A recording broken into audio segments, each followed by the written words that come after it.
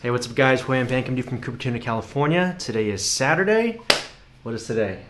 April 4th, 2020. The days are just flying by.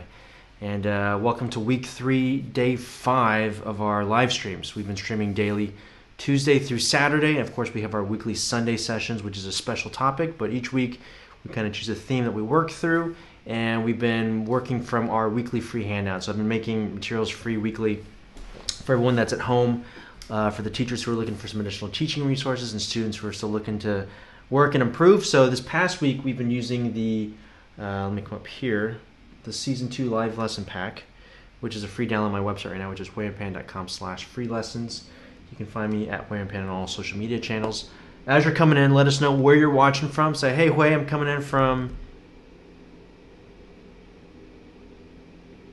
Fill in your blank right there.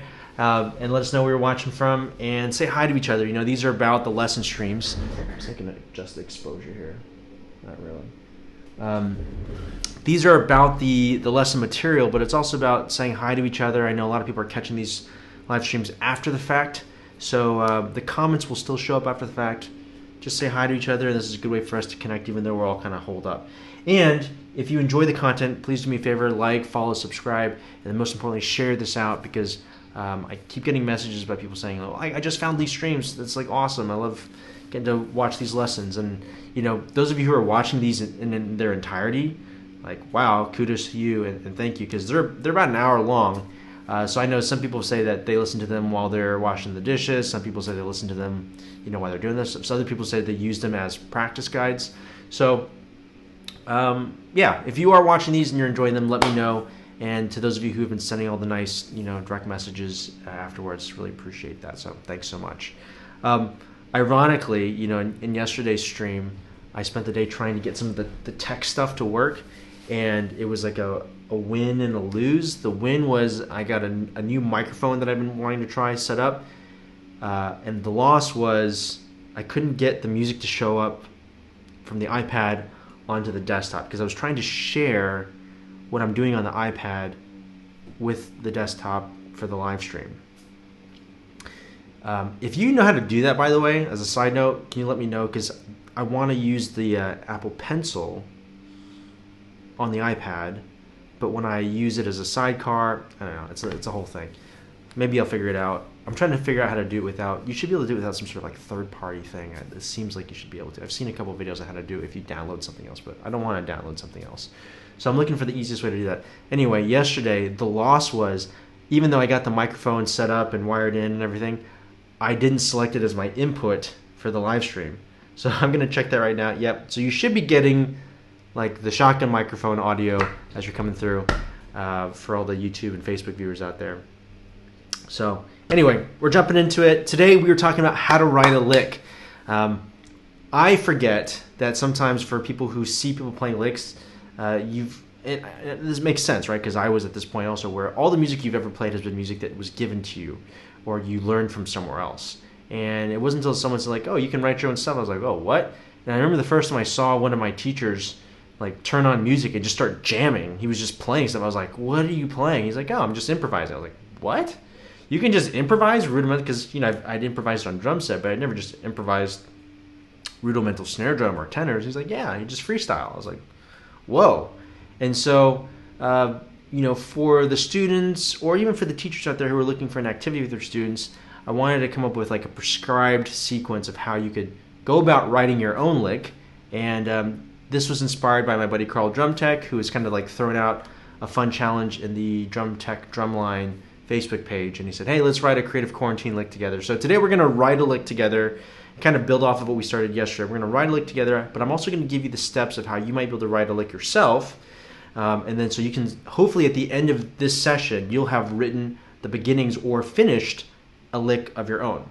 And what I'm also hoping for is for the teachers and the other students in the room who are, you know, veteran lick writers or etude writers or drum book writers, to throw in your 2 cents also, right? Just leave a little bit of like, hey, you know, if you want to go about writing a lick, start here or try this, okay? Because the way that we're going to do it today, there's no like right or wrong way to do this. This is just one way to go about doing it.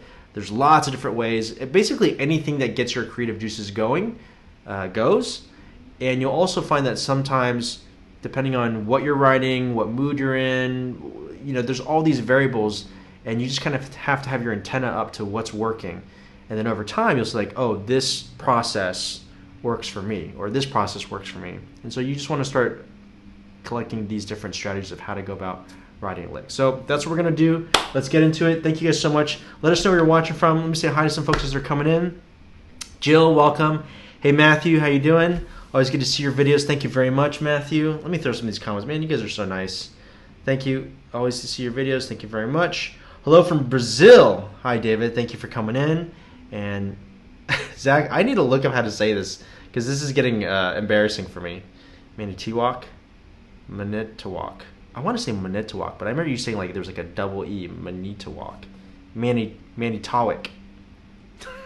How many times are you going to watch me struggle through this? All right. All right, here we go. Let's look down here. Simple Antoine says, hello from Cali. What's up? Facebook, Instagram. Hi, guys. Hello, hello. Pog, Brent, welcome. Hi, guys. Ram, hello, hello. Hi, Kevin. How's it going? Hi, Caesar. How's it going? Okay. All right, let's get to it, guys. So, yesterday, we talked about some of the potential vocabulary that we wanted to try, right? And in this method of prescribing things that we should be doing,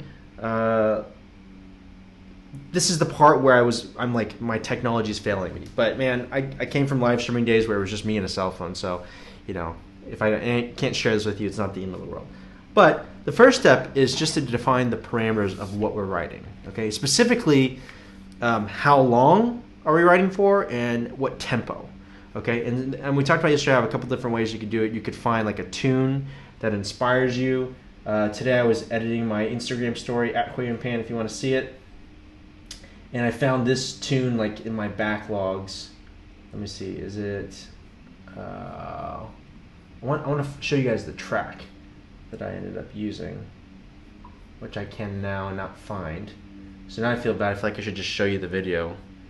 Let me see if I can find this, hold on. Let me come over here, choose a file, backup plus. You guys are like, wait, I don't want to see your Instagram story. No, it'll be fun. This is like my daughter's learning how to ride her bike right now, so. Happy Saturday, everyone. Our morning activity. And then for the Instagram folks, you can just listen to the track that I used at the end. You can watch this on Instagram if you want to, at HuiYuanPan. Balance bike. She's still learning how to balance. So this bike has no pedals. And you forget how hard it is to ride a bike until you watch a kid learn how to do it. Good job. Yeah. Okay, here comes the track here in a second. Look at this beast.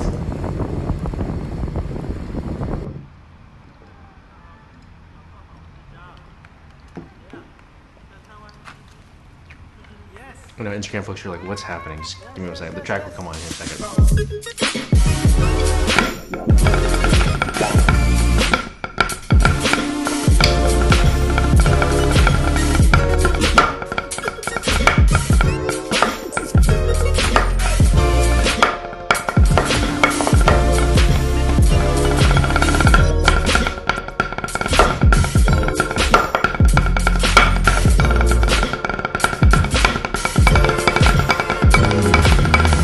Great job today. High five. Okay, so that's not the lick that I ended up using, but that boom, bum, bum, bum, bum.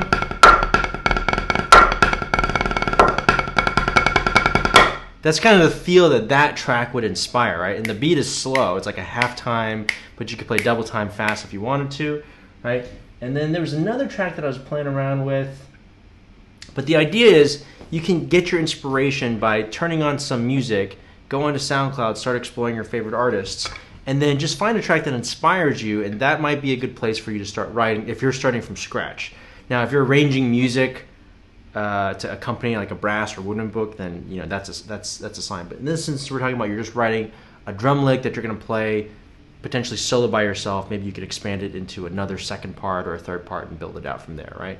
So let's say you're writing a part, you've decided, and for the lick that I started working on yesterday with our live stream group, I think the tempo, it should be in the 144 to 160 range, and I'll explain why in a second, right? Because there's one. This takes us to part two, which is there's one piece of vocabulary that I'm interested in trying to use. Okay, so step one is define the parameters, and so Carl's parameters were 4 bars, and I chose a tempo, and the tempo is important because one can come before the other. It doesn't have to, it's like the horse and the cart. Do you choose the tempo and then the vocabulary? Or do you choose the vocabulary and then the tempo? In this case, I chose the vocabulary that I wanted to incorporate into my lick, and then the tempo resulted, right? So a couple weeks ago, I stumbled across this thing. If I could play it. Okay, so it's a Flam 5.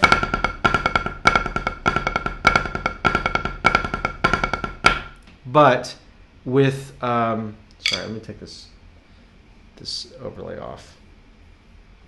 It's a Flam 5, but all in the same hand, the right hand. So a Flam 5 would typically be, in this instance, I want to go, okay? So it should sound like, so it kind of depends on how fast my hand can go.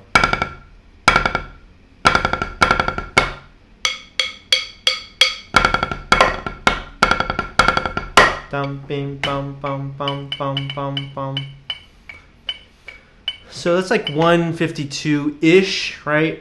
But I'm gonna back it down to 144 for now, just so like while we're writing, you're working through some of the ideas, but eventually knowing that I want to push it into 152, maybe even to like the 160 zone, okay? So step 2, which is where we're at now, and you should write this down. If you have like a notebook, if I was a good teacher and demonstrating for my students what they would be doing as they're doing it, I'd have a notebook and I'd say, okay, first vocabulary thing, that thing that I just played, which I'm calling Scooby-Doo's until I hear otherwise.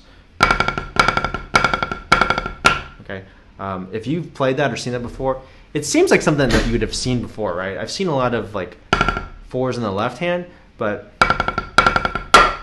with the Flam, when I came across it, my daughter happened to be watching something and they shouted Scooby-Dooby-Doo, and she thought it was hilarious. It's the first time she'd ever heard it, and I was like, okay, these are called Scooby-Dooby-Doos now. So I want to use Scooby-Dooby-Doos, and at this tempo,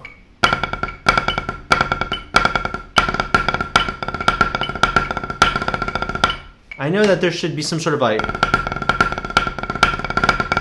fast triplet roll with accents thing. Okay, so that would be vocabulary thing number 2. Triplet roll with some sort of tap accent pattern, right? And then the third thing I want to see if I can incorporate, because we did some stick control this past week. Thanks for those hearts, guys. Those of you who are tapping those, I can see those coming through. Appreciate that. I watched a masterclass by Todd Meehan from Liquid Drum. If you're not following Liquid Drum, you should check him out. And Todd did a bunch of stick control, which paralleled one of the lessons that we did earlier this week or last week. It's all blending together now. I think it was earlier this week. We did a stick control lesson also, and we worked through like the basic duple stick control lessons patterns.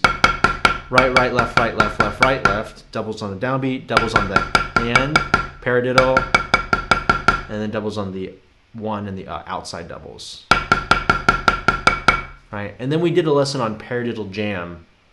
It's crazy how these lessons are starting to blend together, guys, because when you go daily, you're like, oh yeah, this is a. I used to do them only weekly, so I could tell like exactly lesson number 23 was this, 37. Now I know that I talked about them at some point. But there's a paradiddle jam lesson, and we talked about how you can use these basic stickings to create syncopated rhythms that kind of are groovy and fun. So I want to try to incorporate some sort of stick control thing to tie in what we did this week. Okay, so whether it's or something like that in the middle. Okay. Other than that, it's kind of up in the air. So step 1, let's just recap. Step 1, choose your parameters. We're going to go 152, and we've got 4 bars. So 4 bars are 4/4. That gives us 16 beats. We can make a bar 5/4 or 3/4 if we need to, but generally it's 16 beats of music that we're going to be writing. And step 2 we're choosing the vocabulary now. So we have a couple pieces of vocabulary. And notice that it's not like locked down. We're just getting some seeds of ideas. And the idea is that you want to start creating little like a beat of this or 2 beats of that. And what you could do, you know, if you have a piece of paper, if you have notation software, this is really interesting too, which is like almost for the majority of my writing career, anytime I wrote something or arranged something, it was at the computer, like directly into the computer. And then when I was doing my grad work at USC, I was taking lessons with my professor, and he had grown up in the era where he was writing analog, like pencil, notebook, or staff paper behind the piano. And so it was like a backwards process. He would write analog and then go digital. So I spent like a year doing it that way, doing an analog and then going to digital. And there's something about, you know, like when you're writing behind the computer, it's so easy to change stuff. And still I would like play on a pad and then like type it in like that, right? But there's something about not having the computer and you're just doing it by paper and pencil that changes what comes out. It's kind of strange. I'm not sure why. I haven't thought about it enough as to why. I just knew that it was different. And so I was writing differently. And so I know when I was in college, before I got into using notation software, I was doing all my writing in just like a staff notebook. So what I would do if I had a notebook right now is I would just write these 1 or 2 beat or 3 beat ideas down. And then once you have these pieces, then you can start, you know, kind of like dragging and dropping or copying and pasting them into your 4-bar grid. And what you can do is you can like move them around. You're like, oh, I think this is going to go here because this takes us to step 3. So step 3, you start constructing the form of the piece. You need a beginning, you need a middle, and you need an end, right? So as you start putting these pieces in place, you start filling in the gaps. You're like, okay, in order to get to this thing, I need to go to that. In order to get to that thing, I need to get to this. And maybe this should go at the end, and maybe this should go at the beginning. And then you start moving things around. And this is the part that we're going to spend the majority of our time today, which is constructing the form. We need to create a beginning, a middle, and an end. And then the last step, step 4, we'll get to after this. So make sure you stay tuned or stick to the end of this video so that we can show you what step 4 is also. Okay, let me see if there are any questions real quick as we're coming in. I should have done that earlier. Do me know Brazil? Hate for me talk. Should have done that earlier. Sorry, Hui. No need to apologize, although I'm not sure what you're apologizing for, Zach, but thank you. It's very polite. Let me see over here. 16 Flams. Okay, yeah. Yes, good name. Thank you. Stephanie. Hello. Hi, Cybor. Okay, no questions. Okay, no worries. And hi, KS. How's it going, guys? Pedro. Hope you're doing well, my friend. Haven't talked to you in a while. Hope you and the family are doing well. Hi, Ramirez. Okay, so let's put the pieces together. And if you have questions, let me know throughout. The goal is to be able to put together a lick in the next. Where are we at now? My God, 20 minutes in already. So we gotta move this along. Okay, so I think let's see. Okay, so I think this. Whatever the triplet thing ends up being should come right out of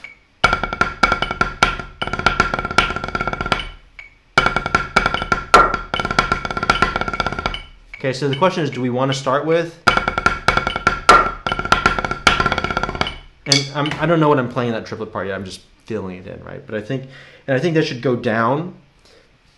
Because I think it should start up here, and then we should come down, we should do a little bit of thingy, and then we can come back up and finish strong. So the form's going to be like at the very end, something that kind of shape, right? So do we start with this? Something like that? Or is that too much to like come right out of the gate?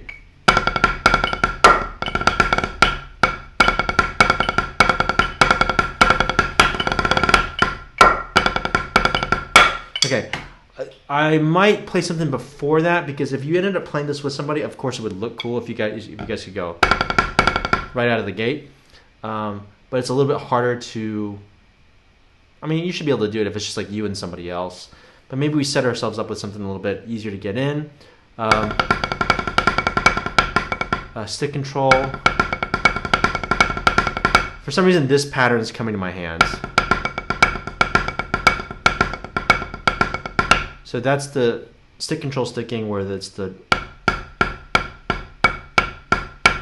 The doubles on the second and third note, right, left, left, right, right, right, and then we can put accents on it. So it's like dum ba boom ba dum ba boom ba dum, and then the doubles are down. Oh, that's kind of tricky.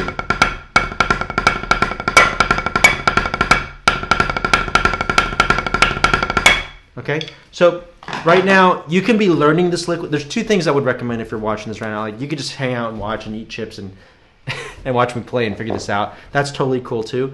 Or you could be trying to hack out the lick with me, right? And then if you have suggestions, throw them out. Or you could be applying this process to your own lick, right? So you've got your own vocabulary pieces that you're putting into place, and you're just, you know, like using the narration that I'm giving on like things that you can try as you're trying to build your lick together. Okay. So let me try this. Okay, I don't want to write like a sticky tricky lick because I want it to be like more vocabulary based. But you know, it might be nice if we start out with like something in the beginning just to kind of catch people's attention, right? So.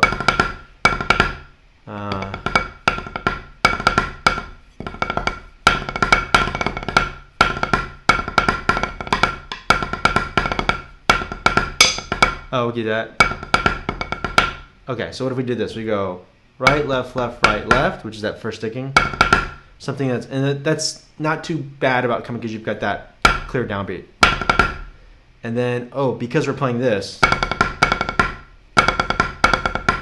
we could use that same rhythmic motive. Okay, so a motif or a motive is like an idea, and it's like you can do variations on the theme of that idea, right? So right now we've got this digga digga dup, digga digga dup. 1, 2, 3, 4, digga digga dup, digga digga dup. So that rhythm, digga digga dup, digga dup, right? We could do, we could do that same rhythmic motive with this sticking, right? So what if we did? We did like, oh, okay, that's cool. That's like something. Let's see what that feels like.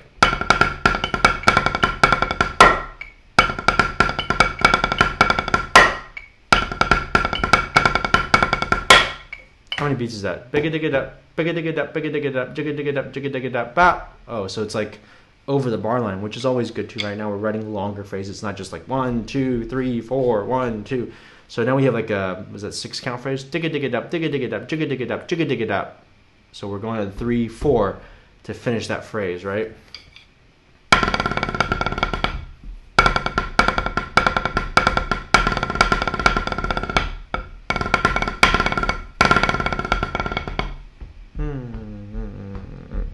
Jigga digga dup, jigga digga dup, jigga digga dup, jigga digga dup, jigga digga dup, jigga digga dup, jigga digga dup, brrr, digga dup.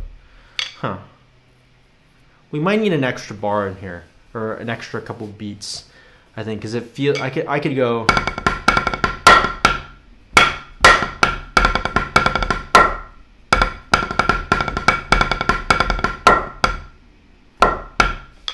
It seems like it seems too like hokey sounding, so I want something that's a little bit of a longer, like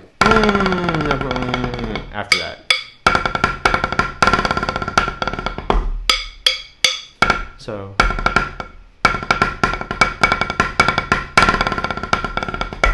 and that's going to take us down into the first soft section. Okay, so here's our first bit. So we're going to go.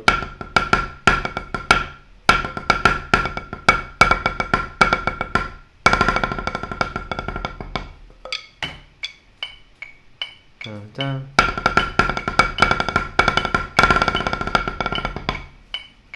How many beats is that?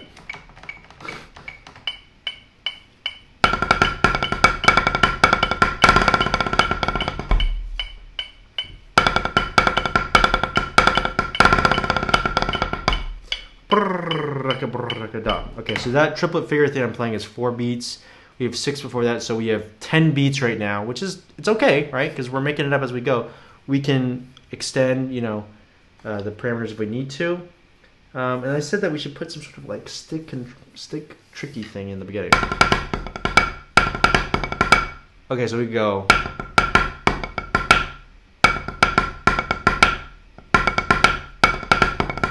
Okay, so that's not too bad, right? What I'm also keeping in mind is I want this lick to be playable. So if you're watching right now, I don't want this to be like, you know, like I see licks, sometimes I'm like, oh, that looks really cool, but I don't want to play it bad enough to spend the time learning it. And then I just like watch it and I go on, right? Hopefully, my buddy Mikey wrote an awesome lick this couple weeks ago or last week, and it sounds cool, and I looked at it, I was like, okay, I'll learn it, and it wasn't too bad to learn. I had to like work up one or two things, but it was just the right amount of like beef to make it worth learning, right? So we don't want this to be like stupid hard. So for that, if you haven't done any sort of like crossover, but basically if you're in this playing position, this is turning into a stick trick lesson, but if you're here, you can move your right bead over just a smidge, right? And just like tenor players, you know, tenor players are crossing for days, and when they look at snare players try to cross, they just make fun of us, right? So try to keep it as minimal and natural looking as possible. So you're just doing this, and you're going like that. And it's not going to be this and this, right? It's going to be smaller. And you can lift your left hand up a little bit if you need to, but you want to keep it so you can get that. If you raise it too high, it gets a little thin sounding, right? So now you have to be honest about keeping those inner beats a little bit lower, right? So we have, so the sticking, and this is key, anytime you have a lick with stick controls, what's up guys? Anytime you have a sticking with, a part with stick tricks, you have to be able to play it without the stick trick and make sure your rhythms are solid and then add the stick trick in, okay? So the original part is right, left, left, right, left, left, right, right, left, right.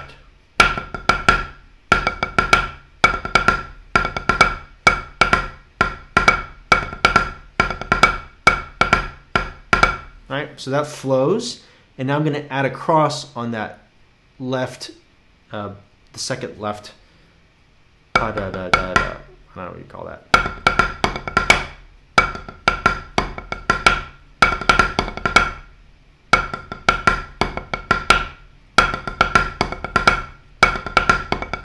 And again, this isn't just flash for the sake of flash. We're trying to take that first rhythmic motive and apply it to a different sticking, right? And it's less dense. It doesn't have the flam, so it's like it's more sparse. We're alternating, and then all of a sudden we go to a same hand figure, and it should sound the same except for the only difference is there's a flam, except for the action pattern's a little bit different.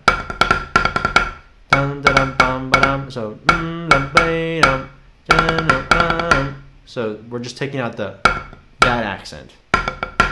So it's like a theme and variation kind of thing. Okay? All right. So let's try it slowly. We have, sorry, one more time. 1, 2, 3, 4.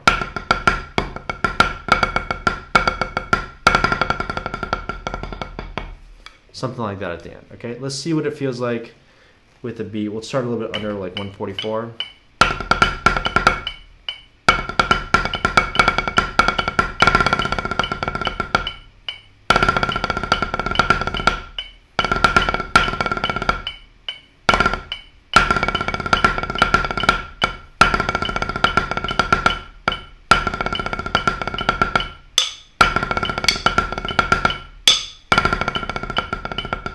Oh, okay.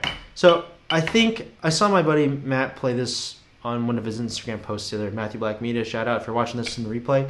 He did sort of like you see that every once in a while, and like we would have never played anything that was like back in the day because it's like written to not be clean,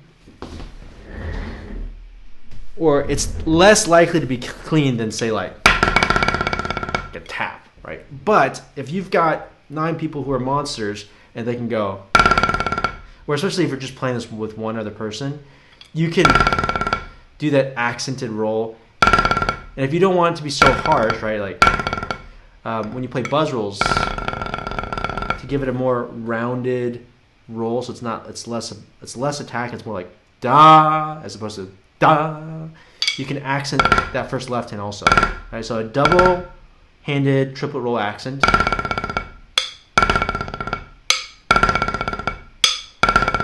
I'm just playing a triplet roll, right? But now I'm gonna accent the first two triplet eighth note partials. Okay, so what's a cool triplet figure that we can play for this? Any suggestions?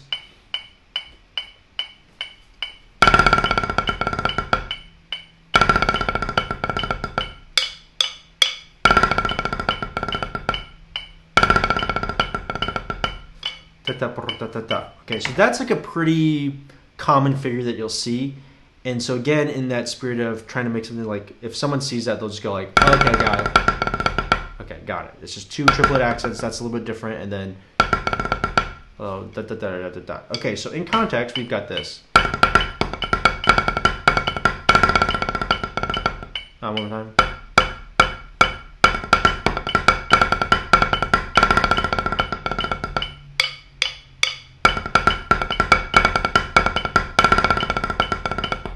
Okay, so I think if we did play these here, I think it should be a little extra on that roll, and then we'll go out to the edge on.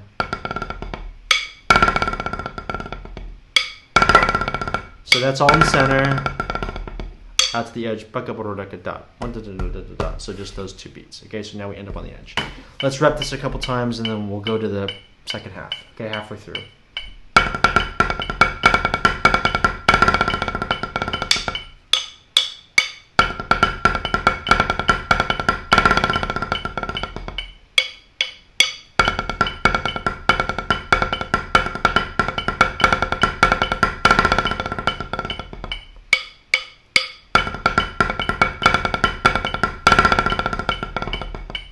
Yeah, I'd be really curious to all the folks who might be catching the replay after this, if you have your $2 tips for how you go about writing your licks.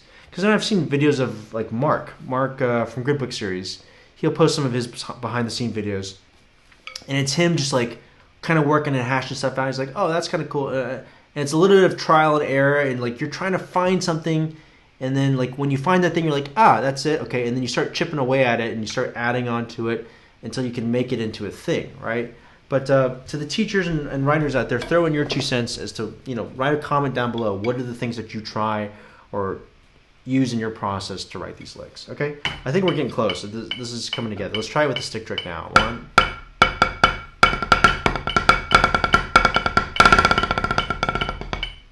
I'm ending just a little bit early at the end. 1, 2, one more time.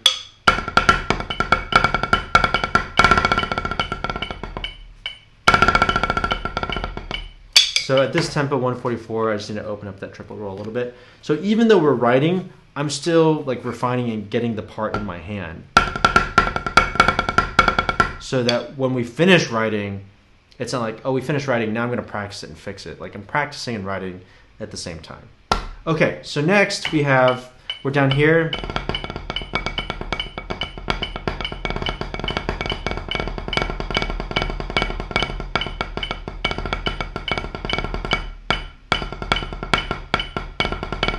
Okay, so here's another thing. Yesterday there was a piece of vocabulary. Someone said something that made me think about this, or they just said to do it. But when we played this figure, there's 4 notes in the right hand. Right, and I was like, oh, that might be cool if we played something where there's 4 notes in the left hand, but make it different, so it's a different figure. And we were doing like, so they said like 4 notes in the left hand, and then you could make them 5-lets. So it's like 1, 2, 3, 4, 5. And this is a drag. I've seen these.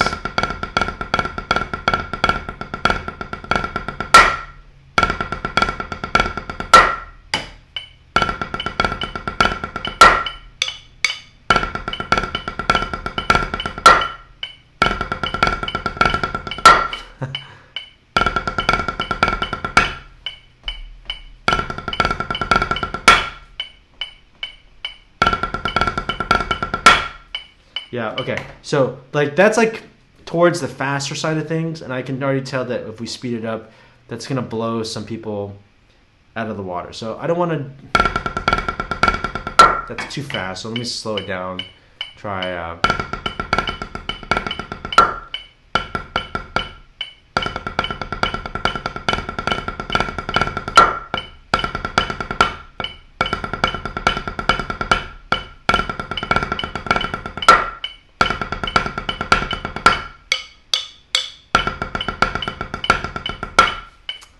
this is, I don't think this is gonna fit. 1, 2, 3, 4, 5.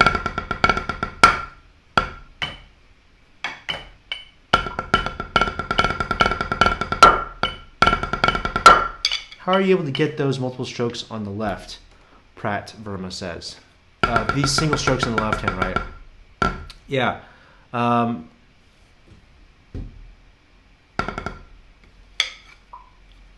Speed.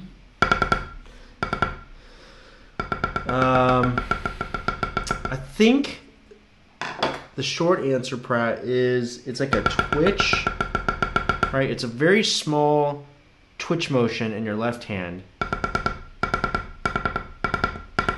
So I'm like doing a small burst of a twitch with my left.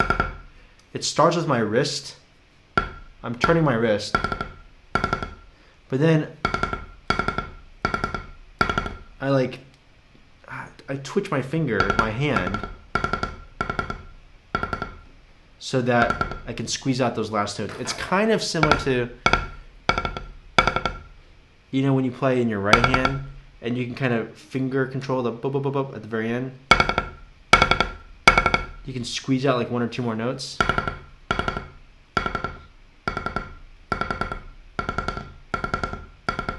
It's kind of the same thing here. So I'm using wrist, and then it's like a fast twitch in my left hand. I've got a video on my YouTube channel called Fast Twitch Muscles with my buddy Dre. We talk about this just a little bit, but honestly, I think this comes from practicing 8s at 3 inches really fast. Like, I don't even know how fast. Are we like in the 200 range? Probably a little bit more than 200 if I had to guess.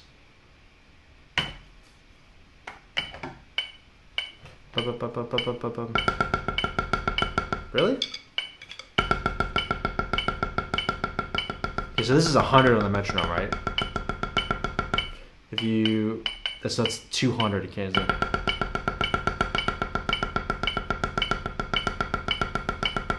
So that's 220 because it's 110. Yeah, so that's like, I can get a burst out of 240.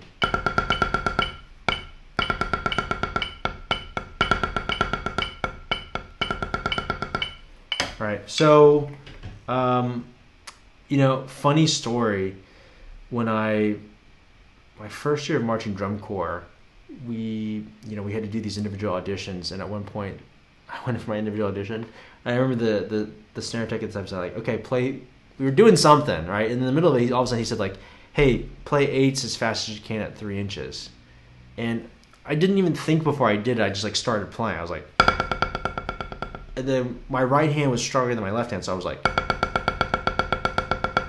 then when I get to my left hand, it was like,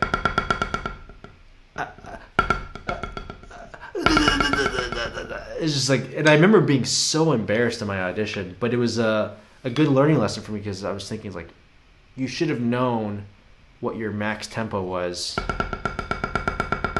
for 8s at 3 inches to sound good, and then thought about that tempo before you just started playing. So, I would recommend a couple things, Pratt, which is just start playing 8s and then gradually bump your way up. This Sunday's lesson is going to be about, tomorrow's lesson actually, is going to be about how to build chops, strength, and speed.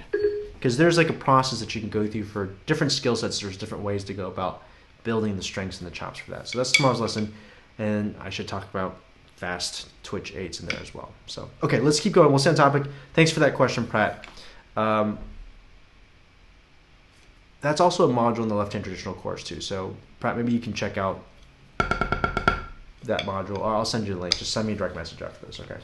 All right. I think this is doable. What if we go, so back to 144. Instead of doing groups of 5s, so instead of doing, why don't we do it in groups of 4? So it's 2, 3, 4. So it'll be,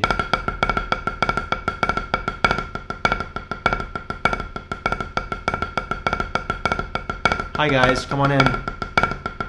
Thanks those of you guys who are sharing and waving and coming to the room. Thank you for doing that. Appreciate And guys, I can see the shares that people are sending out, so I really do appreciate those of you who are sharing this into your timeline and into your favorite percussion groups. So, it's always more lively when we get more people in here. And if you're coming in midstream, let us know where you're watching from, and just kind of say hi to everyone in the room. Hi, I'm doing well. Thanks, Tegan. Appreciate it. Aroba, welcome to the room. Hi, Danielle. Okay, all right, here we go. So,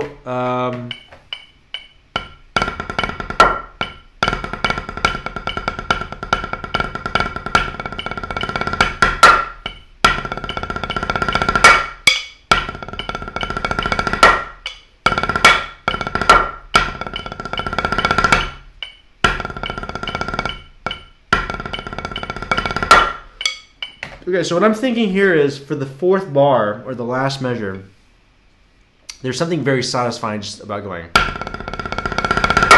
right? And maybe it's 1, 2, 3, 4. So we only crescendo the last 2 beats. 1, 2, 3, 4, right?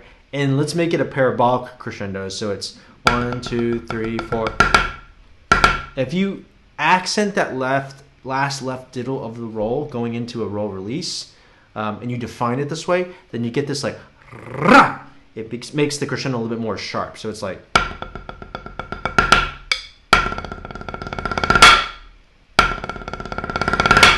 as opposed to,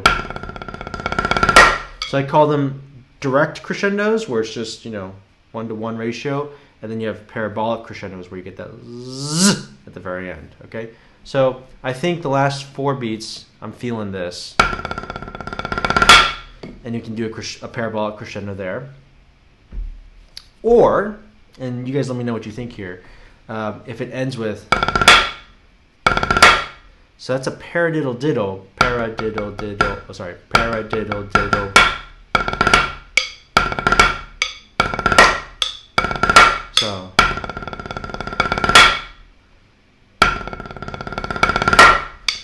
that's a paradiddle diddle, or both are satisfying to play. So, if you guys want to vote in the comments, let me know. Do we want to do just a straight triplet roll, or do you want to end with the paradiddle diddle? Let me know what you think about that in the comments, and then we'll choose one or the other. Okay, so we have this.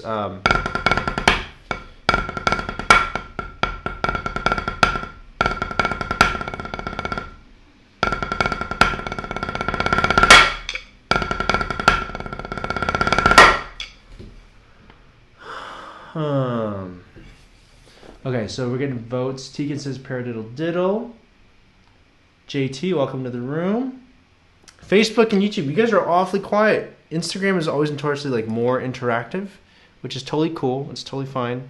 But if you want to, okay, so I got some more paradiddle diddle, triplet roll. Okay, any other votes? All right, so here's what we have to figure out. If we do paradiddle diddle, then beat 1 has to be a left triplet roll, because triplet 2, 3, paradiddle diddle to get off the right. We could do left.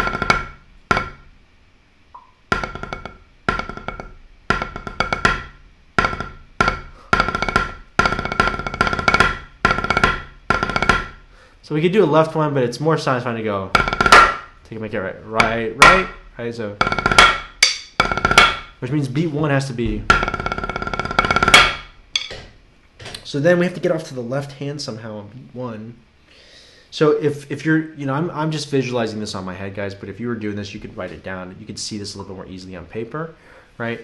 So if I have this, if I put that on beats 3 and 4, I can't get to my left hand here.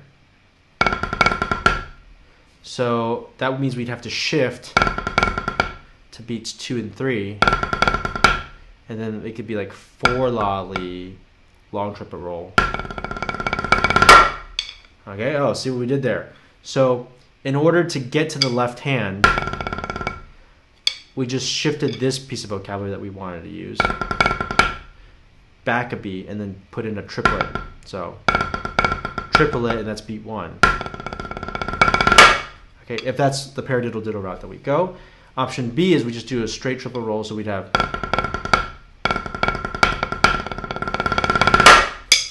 I'm torn. We'll wait to see how it works, what comes before, and then it'll kind of reveal itself one way or the other. So, Hi guys, welcome to the room. Hello, hello, hello. Okay, all right, let's keep this moving. We're running out of time here. Okay, so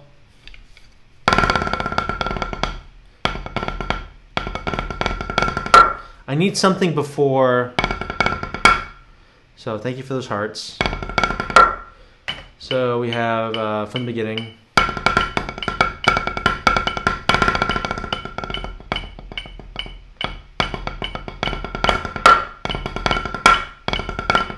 Okay, so very simply, you could have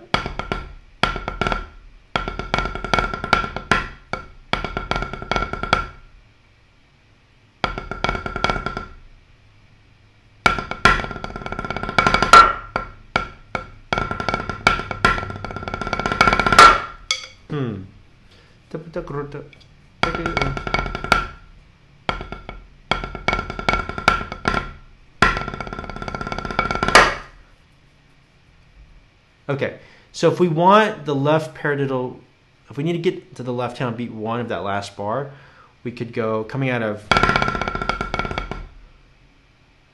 I need to get to my right hand.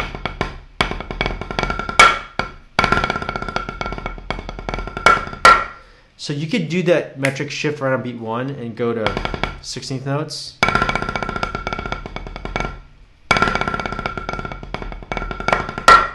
That's kind of cool, right? Or you could do a triplet on the downbeat because that flows out of this. Right? If we were going to play,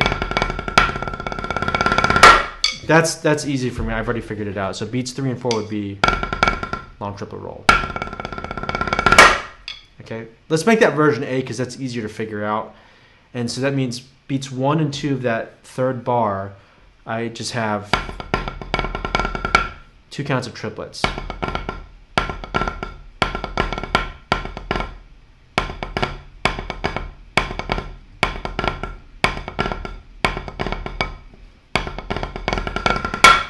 Well, that's kind of cool, right? Because now you're going triplets into 16th notes, so there's a little bit of forward momentum. The rhythmic density becomes more forward moving. So we have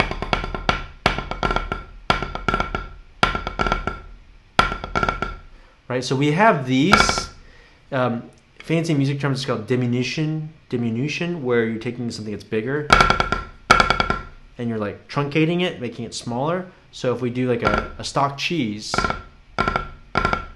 then that's kind of like a shout out or a homage to, right? And we're doing it off the left hand, so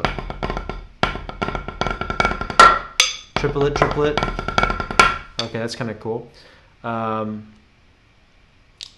So line 2 would be, okay, so we finished the lick. That's version A. So not the paradiddle diddle, version A. Line 2 would be, sorry, way fast, one more time.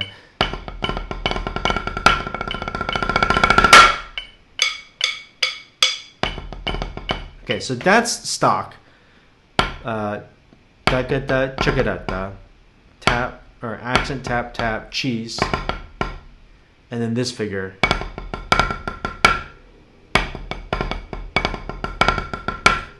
What makes it interesting is we're going from triplets to 16th notes. So triplet, triplet, 16th, 16th.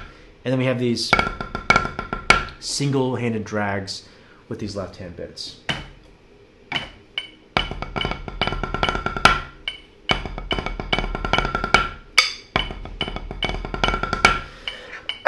And notice that we're moving on. So, and then right there, long triplet roll.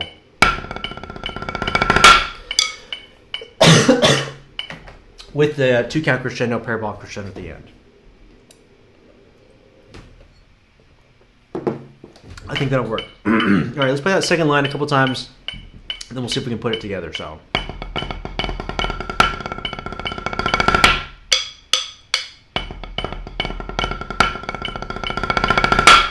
All right, back to the beginning.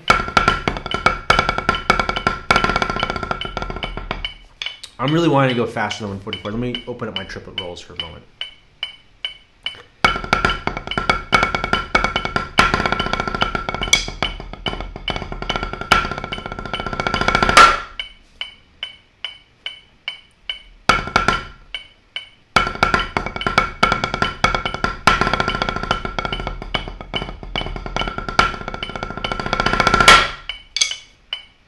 Okay, that's not bad. That kind of flows. It's fun, right?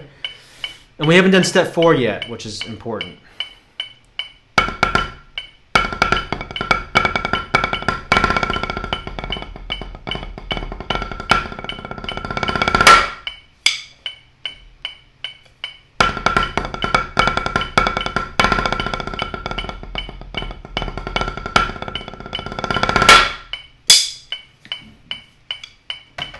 Okay, so just for kicks, and I'm afraid that we've only got a few minutes left here, is that paradiddle diddle option that we talked about. What I would do for that is instead of a pa-da-da, I would just alternate it. No. Okay, I would play a pa-da-da on beat 1, pa-da-da, so now this is on beats 2 and 3. So then I have a triplet on beat 4, so that beat 1 is a left-hand accent. That's actually more interesting, right? It's more. This is more straightforward, but that's nice too because there's a very clear forward motion to it. This is a little bit more intricate. Pa-da-da.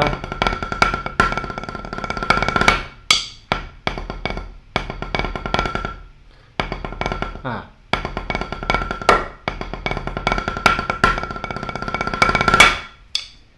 That's a little bit more interesting. So you could do it either way. Maybe you can tell me which version you like. Version 1, you can just give me like a 1 or 2 in the comments if you want. Version 1 is just a triplet roll, right? Version 2 would be pa-da-da, paradiddle diddle at the end. And of course, accent that last left also. Okay, tell me if you like 1 or 2 better. Okay, let me give you step 4, which is to look for the interesting things, like refine and create variations, right? So we're already starting to kind of do it, right? So I think version 1, if we hadn't done the paradiddle diddle, version 1 would have been this. But maybe you're like, oh, it'd be cool instead of if we did. So then we'd have to get that to the left hand, and then we need a pa-da-da-da-da. So we're already kind of doing version 4, or step 4. Which is to make it a little bit more interesting. J-Nug says he likes version 1. So just straightforward. But there's nothing wrong with that. Just like having a straightforward thing. Sometimes when you write stuff that's too baked also and people see it, they're like, wow, that looks really hard. I have no idea what they just played. Sometimes you have to, in order for people to appreciate what you're doing, they have to be able to read, like, is the part readable? So that's something to take into consideration too. Let's see. Can we do anything here in the beginning for step 4? So, okay. So you know how we have this. The intermediate step 2 is which is like the ditty lick or the intro to ditty. Right. Right, but that's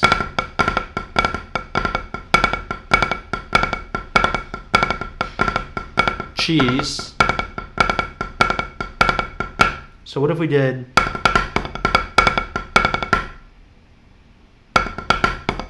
first time, second time?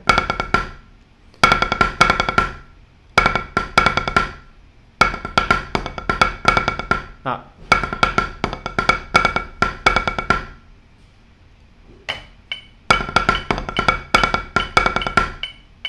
So that, I think, compositionally has a little bit more like development to it because you're like boop boop boop boop, right? I think this is a little bit more fun to play because when you have like a second to see it and then you get a second to be like, what was that? Oh, okay. So I think I kind of like that a little bit more. But that's an example of how to start creating variations, ornamenting things, changing things up, and making it a little bit more interesting. Okay, let's play this like because we're about to run out of time here. Let's play this like we're just gonna play version 1 all the way through and get a couple reps on this. Version 1.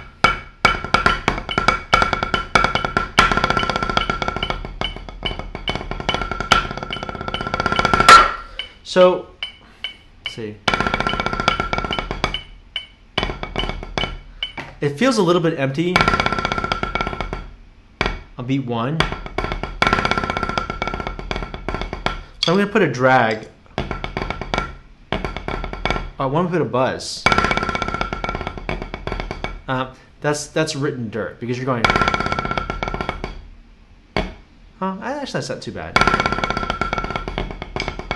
The fulcrum change that you need right there to get that pressure is going to cause some people to dirt it out. So let's just make it a drag just for flow. Slight tenuto on that drag. Cheese.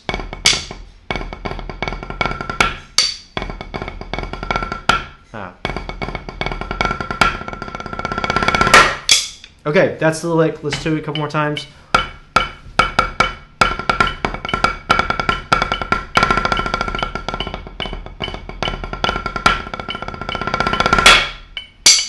Okay, that's 144. Let's bump it, 152.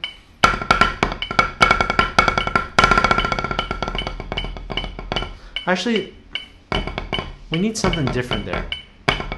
It could be a flam. No, I can't.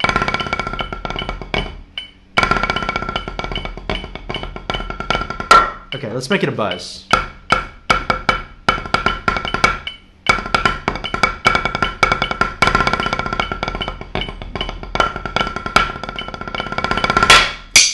Okay, let's try one more just for fun. 160.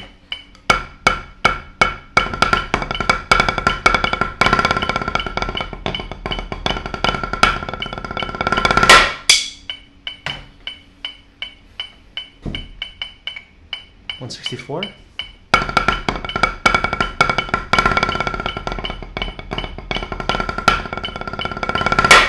So at 164, it starts to get a little like too fast. You can't read what's going on.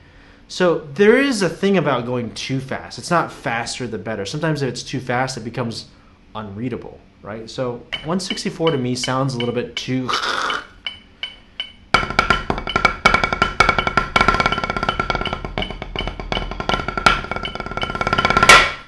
Actually, that's not terrible.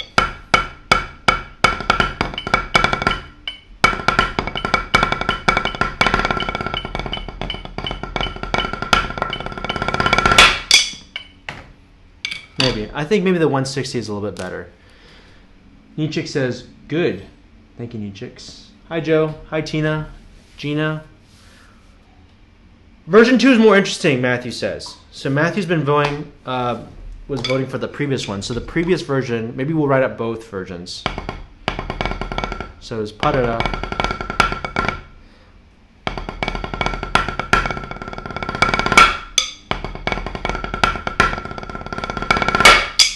Yeah, I agree with you, Matt. It's more interesting. The other one's more straightforward. The first one's definitely going to be easier to clean if you're doing this in the line setting. But all right, guys, Instagram, more time is coming to an end here. So real quick, I want to thank you guys so much for watching. If you watched this whole thing, thank you and kudos. If I can help, send me a direct message and let me know. The free handout for the week, which is my Season 2 live lesson pack, comes to an end tomorrow. So you want to grab a copy of that. HuiYuan.com/free lessons. HuiYuanPayne.com/free lessons. It's on the screen down here, over there. Yep. And tomorrow we're going to do a live stream on how to build chops, how to build speed, how to build chops, something like that. I don't have a title for it yet, but basically, like, we'll go through the core skill sets, and how do you go about developing the chops for those core skill sets, because it's a little bit different based on the skill set, if that makes sense. You'll have to tune in for tomorrow if you want to check that out. There's a bunch of other free lesson handouts on that site, so sign up for those as well. And I do want to mention that next week we're not going to do our regular daily live stream, because next week I'm going to be devoting the entire week to our left-hand traditional video course beta members. So if you're interested in how to get, how to set up your left hand, whether you're teaching it or doing it yourself, just go to drumlineblueprint.com/courses. And that left-hand traditional course the beta is up. The first 20 people, we're actually coming up on 20 already. So maybe we can sneak in a couple more people, but I'm going to try to cap it at 20 so I can get to everybody. So Instagram, thanks for watching, guys. We'll see you tomorrow, hopefully. Have a good night. Bye. All right, YouTube, Facebook, thank you guys so much again for hanging with me at HuiYuan Pan and all social media channels. If you have any questions, we can do a couple Q&As real quick. If not, we'll just wrap it today and then pick up tomorrow. So are you going to be posting sheets for this later, Pratt? Maybe. Yeah, I mean, that'd be nice if I did, huh? I could probably write it out. There's like 5 other things that I want to do. So I will try. I can't promise that I will, but I will try. And if I do, I'll post it on probably one of my social media channels, either Facebook and Instagram, probably both. So just follow me on social media, Pratt, and we'll have those. And I'll actually put it in this free lesson link as well. Okay. David says, could you write it out for us? Okay. Now 2 people have asked, so I will do it. David, thank you. So that's how much it took. Okay. Two people have asked for it. Matthew, thank you very much. Matthew says cool stuff. Yes, I'll write it out for you guys. And if you sign up, I don't know how do I do this? Today's lesson, I'll link it in this video. How about that? I'll throw it. So check the description of this video, and there'll be a link in there for the sheets for this lick, version 1 and version 2. Okay. All right, guys. Thanks for watching. Hopefully, we'll see you tomorrow. Tomorrow, I forget what time the lesson's at. It's on the free lessons page. It's probably at 3 for me, so 5 p.m. Central for you guys. So, all right. Thanks for watching, guys. Have a good night. We'll see you later. Bye.